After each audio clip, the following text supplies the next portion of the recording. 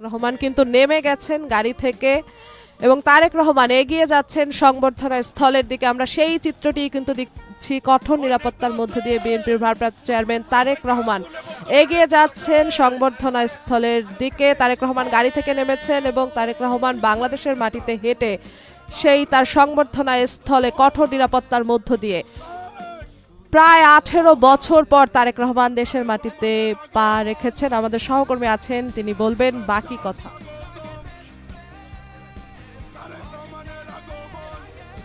বিএনপির ভারপ্রাপ্ত চেয়ারম্যান জনাব তারেক রহমান, তাকে যে অভ্যর্থনা জানানো হবে, সেই অভ্যর্থনা জানানোর যে মঞ্চ জুলাই 36 এক্সপ্রেসওয়েতে যে অস্থায়ী মঞ্চ করা হয়েছে, সেই মঞ্চে এই মুহূর্তে আমরা দেখতে পাচ্ছি নুরুল হক নূর, তিনি অভ্যর্থনা জানালেন। বিভিন্ন রাজনৈতিক দলের নেতৃবৃন্দ যারা রয়েছেন তারা অভ্যর্থনা জানালেন এবং বিএনপির স্থায়ী কমিটির সদস্য যারা রয়েছেন, মির্জা আব্বাসকে আমরা দেখতে পাচ্ছি, সিনিয়র যুগ্ম মহাসচিব রুহুল কবির রিজভীকে আমরা দেখতে পাচ্ছি। স্টেজের মধ্যে অনেক নেতাকর্মী রয়েছে, তারা আসলে বিভিন্ন রাজনৈতিক দলের নেতাকর্মী এবং বিএনপির নেতাকর্মী, তারা উচ্ছ্বাস প্রকাশ করছেন এবং বিএনপির ভারপ্রাপ্ত চেয়ারম্যান জনাব তারেক রহমান, তিনি আসলে 17 বছরের অপেক্ষার পর অবশেষে জুলাই 36 এক্সপ্রেসওয়েতে তাকে অভ্যর্থনা জানাতে যে মঞ্চটি তৈরি করা হয়েছে সেই মঞ্চে উপবিষ্ট হয়েছেন এবং দীর্ঘ অপেক্ষা, অনেক নেতাকর্মী, লাখ লাখ নেতাকর্মী তারা উপস্থিত হয়েছেন। গতকাল রাত থেকে শীতকে উপেক্ষা করে তারা এখানে অবস্থান করছেন এবং তাদের উদ্দেশ্যে জনাব তারেক রহমান, বিএনপির ভারপ্রাপ্ত মহাসচিব, 17 বছর পরে বাংলাদেশে ফিরে, বাংলাদেশের মাটিতে ফিরে, বাংলাদেশের মেহনতি মানুষ, তৃণমূলের যে রাজনীতিবিদ, তাদের উদ্দেশ্যে তিনি গিয়ে কথা বলেন। তারা সেই অপেক্ষায় রয়েছেন, তাদের অপেক্ষার অবসান হতে যাচ্ছে। আমরা দেখতে পাচ্ছি বিএনপি মহাসচিব মির্জা ফখরুল ইসলাম আলমগীর এবং বিএনপির অন্যান্য নেতাকর্মী যারা রয়েছেন তারাও স্টেজে উপস্থিত হয়েছেন এবং আমরা সেটি দেখতে পাচ্ছি। বিএনপি মহাসচিব এবং এর পাশে বিএনপির সিনিয়র যুগ্ম মহাসচিব রুহুল কবির রিজভী এবং বিএনপির ভারপ্রাপ্ত চেয়ারম্যান, তিনি আসলে হাত নেড়ে সেই অভিবাদনের জবাব দিচ্ছেন।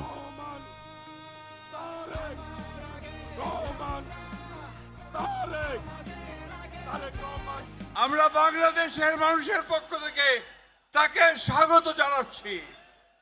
দীর্ঘ 17 বছর ফ্যাসিস্ট অত্যাচার, শক্তির অত্যাচার, নির্যাতনের বিরুদ্ধে আমাদের এই নেতা তারেক রহমান, তিনি দূর থেকে আমাদেরকে নেতৃত্ব দিয়েছেন, আমাদের গণতন্ত্রের লড়াইকে সামনের দিকে এগিয়ে নিয়ে গেছেন এবং আমরা অবশেষে 24-এর 5ই আগস্ট ছাত্র জনতার গণঅভ্যুত্থানের মধ্য দিয়ে তারেক রহমানের নেতৃত্বে আমরা সেই ফ্যাসিস্টকে বিতাড়িত করতে সক্ষম হয়েছি।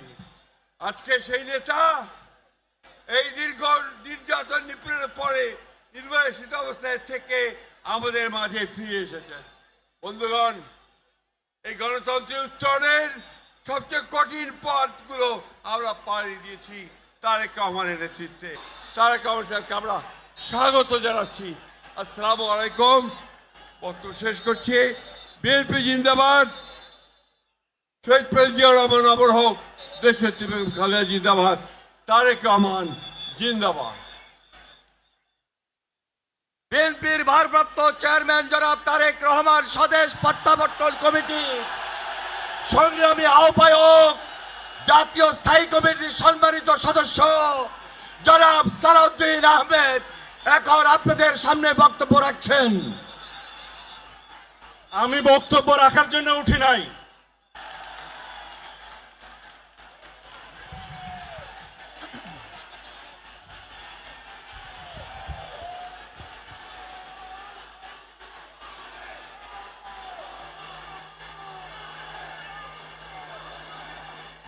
বিসমিল্লাহির রহমানির রহিম।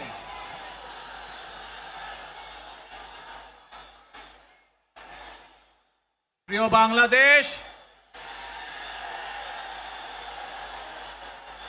উপস্থিত প্রিয় মুরব্বীবর্গ, মঞ্চে উপস্থিত জাতীয় নেতৃবৃন্দ, আমার সামনে উপস্থিত প্রিয় ভাই ও বোনেরা এবং মিডিয়ার মাধ্যমে সমগ্র বাংলাদেশ থেকে যারা দেখছেন এই অনুষ্ঠান, প্রিয় ভাই বোনেরা, প্রিয় মা বোনেরা, আসসালামু আলাইকুম। প্রিয় ভাই বোনেরা, আজ প্রথমেই আমি রাব্বুল আলামিনের দরবারে হাজারো লক্ষ কোটি শুকরিয়া জানাতে চাই। রাব্বুল আলামিনের অশেষ রহমতে আজ আমি আমার প্রিয় মাতৃভূমিতে ফিরে আসতে পেরেছি আপনাদের দোয়ায়। আপনাদের মাঝে প্রিয় ভাই বোনেরা, আমাদের এই প্রিয় মাতৃভূমি 1971 সালে লাখো শহীদের রক্তের বিনিময়ে অর্জিত হয়েছিল। ঠিক একইভাবে 75-এ আবার 7ই নভেম্বর আধিপত্যবাদীদের হাত থেকে রক্ষার জন্য সেদিন সিপাহী জনতার বিপ্লবের মাধ্যমে আধিপত্যবাদের হাত থেকে দেশকে রক্ষা করা হয়েছিল। একইভাবে পরবর্তীতে 90-এ স্বৈরাচারের বিরুদ্ধে এদেশের জনগণ, এদেশের খেটে খাওয়া মানুষ তাদের গণতান্ত্রিক অধিকারকে ছিনিয়ে এনেছিল। কিন্তু তারপরেও ষড়যন্ত্রকারীদের ষড়যন্ত্র থেমে থাকেনি। আমরা তারপর দেখেছি 2024 সালে, 71 সালে এই দেশের মানুষ যেমন স্বাধীনতা অর্জন করেছিল, 2024 সালে এদেশের ছাত্র জনতা সহ সর্বস্তরের মানুষ, কৃষক, শ্রমিক, গৃহবধূ, নারী, পুরুষ, মাদ্রাসার ছাত্র সহ দলমত নির্বিশেষে, শ্রেণী পেশা নির্বিশেষে সকল মানুষ সেদিন 2024 সালের 5ই আগস্ট এই দেশের স্বাধীনতা এবং সার্বভৌমত্বকে রক্ষা করেছিল।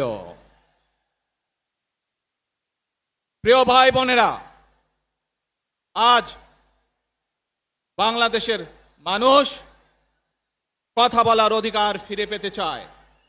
তারা তাদের গণতান্ত্রিক অধিকার ফিরে পেতে চায়। বাংলাদেশের মানুষ চায় তারা তাদের যোগ্যতা অনুযায়ী ন্যায্য অধিকার পাবে। প্রিয় ভাই বোনেরা, আজ আমাদের সময় এসেছে সকলে মিলে দেশ গড়ার। এই দেশে যেমন পাহাড়ের মানুষ আছে, এই দেশে একইভাবে সমতলের মানুষ আছে। এই দেশে মুসলমান, বৌদ্ধ, খ্রিস্টান, হিন্দু সহ বিভিন্ন ধর্মের মানুষ বসবাস করে।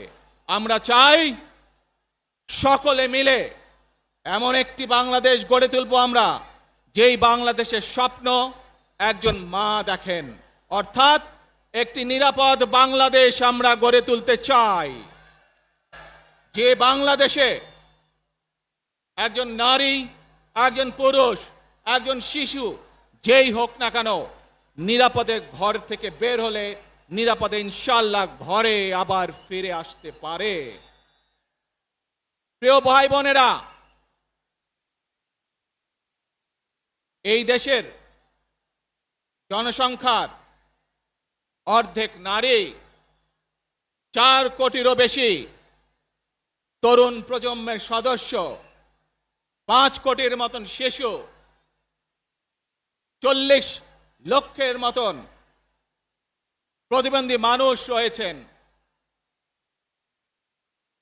কয়েক কোটি কৃষক, শ্রমিক রয়েছেন। এই মানুষগুলোর একটি প্রত্যাশা আছে এই রাষ্ট্রের কাছে, এই মানুষগুলোর একটি আকাঙ্ক্ষা আছে এই দেশের কাছে।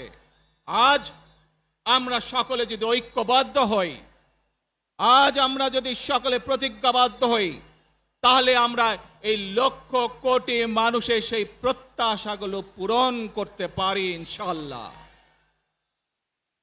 প্রিয় ভাই বোনেরা, 71 সালে আমাদের শহীদরা নিজের জীবন উৎসর্গ করেছিলেন এই রকম একটি বাংলাদেশ গঠনের জন্য। বিগত 15 বছর স্বৈরাচারের বিরুদ্ধে শত শত হাজারো গুম খুনের শিকার হয়েছে শুধু রাজনৈতিক দলের সদস্য নয়, নিরীহ মানুষের প্রতিবাদ করতে গিয়ে অত্যাচার নির্যাতনের শিকার হয়েছে, জীবন দিয়েছে। 2024 সাল মাত্র সেদিনের ঘটনা। কিভাবে আমরা দেখেছি আমাদের তরুণ প্রজন্মের সদস্যরা কিভাবে নিজের জীবন উৎসর্গ করেছে দেশের এই স্বাধীনতা এবং সার্বভৌমত্বকে রক্ষা করার জন্য। প্রিয় ভাই বোনেরা, কয়েকদিন আগে এই বাংলাদেশের 24-এর আন্দোলনের এক সাহসী প্রজন্মের এক সাহসী সদস্য ওসমান হাদিকে হত্যা করা হয়েছে। ওসমান হাদি শহীদ হয়েছে। প্রিয় ভাই বোনেরা, ওসমান হাদি চেয়েছিল এই দেশের মানুষের জন্য গণতন্ত্র প্রতিষ্ঠিত হোক, এই দেশের মানুষের গণতান্ত্রিক অধিকার প্রতিষ্ঠিত হোক, এই দেশের মানুষ তাদের গণতান্ত্রিক এবং অর্থনৈতিক অধিকার ফিরে পাক।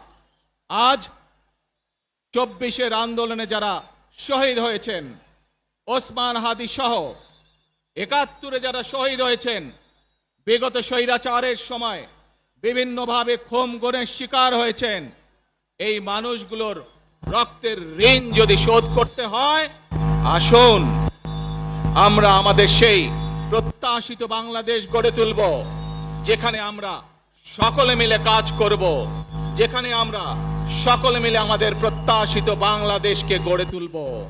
প্রিয় ভাই বোনেরা,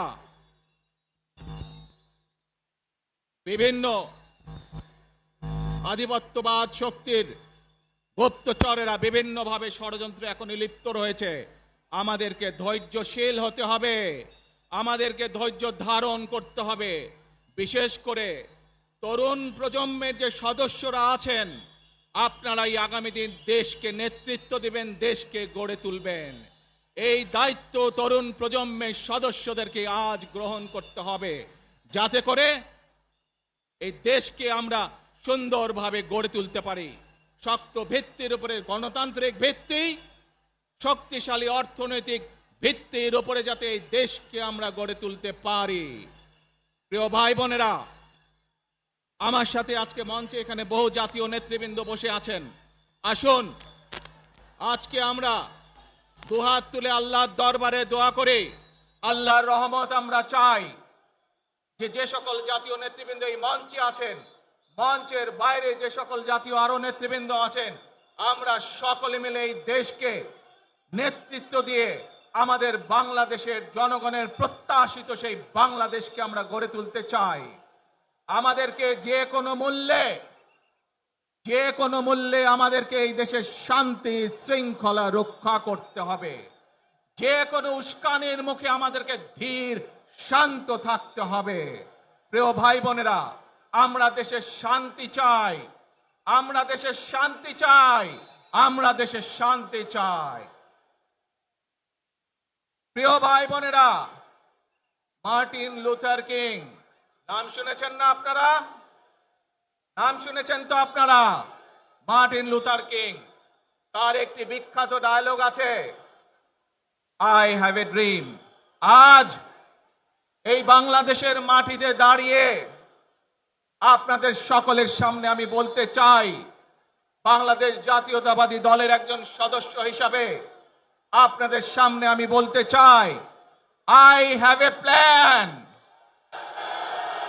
for the people of my country, for my country. আজ এই পরিকল্পনা দেশের মানুষের স্বার্থে, দেশের উন্নয়নের জন্য, দেশের মানুষের ভাগ্যের পরিবর্তনের জন্য যদি সেই প্ল্যান, সেই কার্যক্রম, সেই পরিকল্পনাকে বাস্তবায়ন করতে হয়, প্রিয় ভাই বোনেরা, এই জনসমুদ্রে যত মানুষ উপস্থিত আছেন, এই সারা বাংলাদেশে গণতন্ত্রের শক্তি যত মানুষ উপস্থিত আছেন, প্রত্যেকটি মানুষের সহযোগিতা আমার লাগবে। প্রত্যেকটি মানুষের সহযোগিতা আমাদের লাগবে। আপনারা যদি আমাদের পাশে থাকেন, আপনারা যদি আমাদেরকে সহযোগিতা করেন, ইনশাআল্লাহ আমরা আই হ্যাভ এ প্ল্যান বাস্তবায়ন করতে সক্ষম হব। আসুন আমরা আল্লাহ রব্বুল আলামিনের দরবারে হাত তুলে প্রার্থনা করি, আমরা যেন হে রব্বুল আলামিন, হে একমাত্র মালিক, হে একমাত্র পরওয়ারদিগার, হে একমাত্র রহমত দানকারী, হে একমাত্র সাহায্যকারী, আজ আপনি যদি আমাদেরকে রহমত দেন, তাহলে আমরা এই দেশের মানুষ কঠোর পরিশ্রম করার মাধ্যমে আমাদের প্রত্যাশিত বাংলাদেশকে গড়ে তুলতে পারবো। আজ যদি আল্লাহর রহমত এই দেশ এবং এই দেশের মানুষের পক্ষে থাকে, আল্লাহর সাহায্য, আল্লাহর দয়া এই দেশের মানুষের উপরে, এই দেশের উপরে থাকে, ইনশাআল্লাহ আমরা আমাদের প্রত্যাশিত বাংলাদেশ গড়ে তুলতে সক্ষম হব। প্রিয় ভাই বোনেরা, আজ আসুন আমরা সকলে মিলে প্রতিজ্ঞা করি, আমরা সকলে মিলে প্রতিজ্ঞা করি যে ইনশাআল্লাহ আগামী দিনে দেশ পরিচালনার দায়িত্বে যারা আসবে, আমরা সকলে নবী করিম সাল্লাল্লাহু আলাইহি সাল্লামের যে ন্যায়পরায়ণতা, সেই ন্যায়পরায়ণতার আলোকে আমরা দেশ পরিচালনার সর্বোচ্চ চেষ্টা করব। প্রিয় ভাই বোনেরা, আজ আপনারা জানেন এখান থেকে আমি আমার মা দেশনেত্রী খালেদা জিয়ার কাছে যাব। একটি মানুষ, যে মানুষটি এই দেশের মাটি, এই দেশের মানুষকে নিজের জীবনের থেকেও বেশি ভালোবেসেছেন, তার সাথে কি হয়েছে আপনারা প্রত্যেকটি মানুষ সে সম্পর্কে অবগত আছেন। সন্তান হিসাবে আপনাদের কাছে আমি চাইবো, আজ আল্লাহর দরবারে আপনারা দোয়া করবেন যাতে আল্লাহ ওনাকে তৌফিক দেন, উনি যাতে সুস্থ হতে পারেন। প্রিয় ভাই বোনেরা, সন্তান হিসাবে আমার মন আমার মায়ের বিছানার পাশে পড়ে আছে সেই হাসপাতালের ঘরে, কিন্তু সেই মানুষটি যাদের জন্য জীবনকে উৎসর্গ করেছে, অর্থাৎ আপনারা এই মানুষগুলোকে, যাদের জন্য দেশনেত্রী খালেদা জিয়া জীবন উৎসর্গ করেছেন, নিজের জীবন, সেই মানুষগুলোকে আমি কোনোভাবেই ফেলে যেতে পারি না। এবং সেজন্যই আজ হাসপাতালে যাবার আগে আপনাদের প্রতি সহ টেলিভিশনগুলোর মাধ্যমে যারা সমগ্র বাংলাদেশে আমাকে দেখছেন, আপনাদের সকলের কাছে কৃতজ্ঞতা প্রকাশ করার জন্য আজ আমি এখানে দাঁড়িয়েছি আপনাদের সামনে।